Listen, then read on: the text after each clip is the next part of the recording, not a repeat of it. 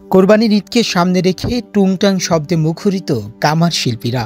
আর মাত্র একদিন পর পালিত হবে মুসলিম ধর্মাবলম্বীদের সবচেয়ে বড় ধর্মীয় উৎসব তথা কোরবানির ঈদ।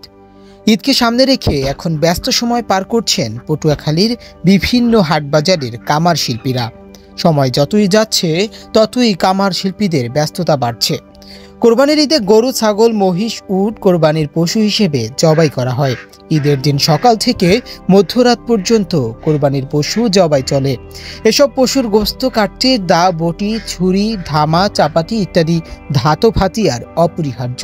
তাই তো কামাররা এখন এসব তৈরিতে ব্যস্ত সময় পার করছেন। সরেজমিনে ঘুরে দেখা যায় পটুয়াখালীর ফটিকের খেয়াঘাট এলাকায় দিলীপ কর্মকার বটি, ছুরি, চাপাতি সহ বিভিন্ন যন্ত্রপাতি তৈরিতে ব্যাপকভাবে ব্যস্ত হয়ে পড়েছেন।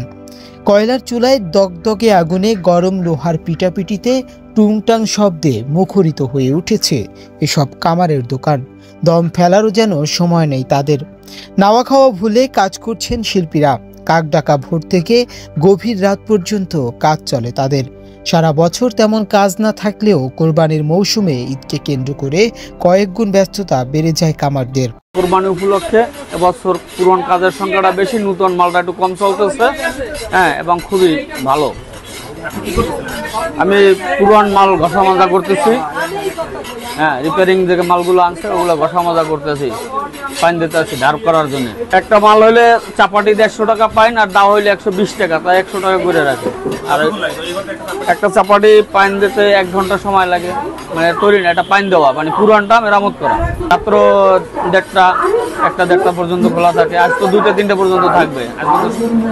এই 2 দিন 2টা-3টা পর্যন্ত থাকবে।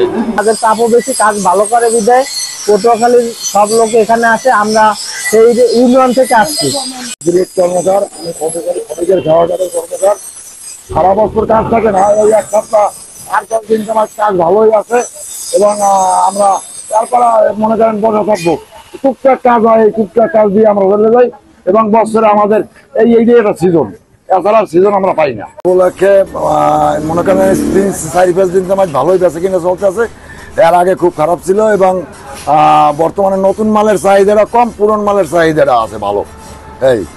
আর বর্তমানে ঘটনা হয়েছে যে আমাদের বেশিরভাগই একটা যে ব্যবসা বাণিজ্য আমরা যাই করি, আমাদের কোনো একটা স্থানীয় প্রতিষ্ঠান আমরা পাইতে আসি না। আমরা সরকারিভাবে একটা স্থানীয় প্রতিষ্ঠান চাই। উপলক্ষে বর্তমানে চাপাটি চাকরি এটা একটু বেশি চলে। চাপাটি স্প্রিং দিয়ে তৈরি করি, স্প্রিং 1 নম্বর স্প্রিং রেলপাটি এই দিয়ে তৈরি হয়। এবং আমাদের কাছে কোনো কাঁচামাল হয় না, আমরা কাঁচামাল বেশি না। 2-3 ঘন্টা লাগে একটা চাপাটি তৈরি করতে। 600, 700, 800 সাইজ বুঝা, ওজন বুঝা, 600 টাকা কেজি, 700 টাকা কেজি এই হিসাবে।